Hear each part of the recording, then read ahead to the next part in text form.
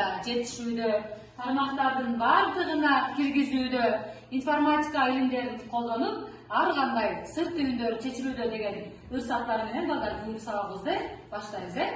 Алгач балдар баарыбыз бир санды ойлойбуз. Каалагандай бир санды ойлоңуңар. Ойлондуңарбы? Ойлогон санга андан кийинки сандарды кошкула. Жөнөкөй сан болсун, андан кийин санды кошкон болсоңор, келип чыккан санга дагы 9ду кошкула. Коштуңарбы? Ой азаматтар. Эми ошол санды кайра 2ге бөлөбүз.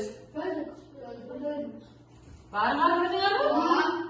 Эми келип чыккан сандан кайра биринчи ойлогон саныңарды кемикиле. Жолуңар канча болду? 5 болду. 5. Баарыңар 5 болду? Анда балдар маанайыбызды 5 кылып сабакты улантабыз.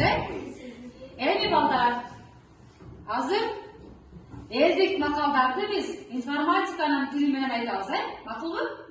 Мен силерге макал айтам, ошол макалды силер кыргыз тилиндеги макалдарга которосуңар. Биринчи макал. Wi-Fi-га жанаш, вирустан адаш. Бул кандай макал болду экен? Жакынга жанаш, жамандан адаш. Жакынга жанаш деген макал бар беле? Жакшыга Дагы, токтойбуз. Жакшыга жанаш, жамандан адаш. Туура, демек жакшыга жанаш, жамандан адаш, Кийинки макалыбыз. Жакшы компьютерге бир антивирус, жаман компьютерге 1000 вирус.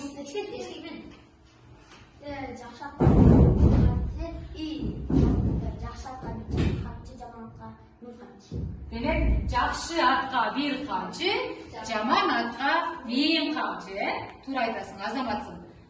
Кийинкиси, компьютердин көркү интернет, ал эми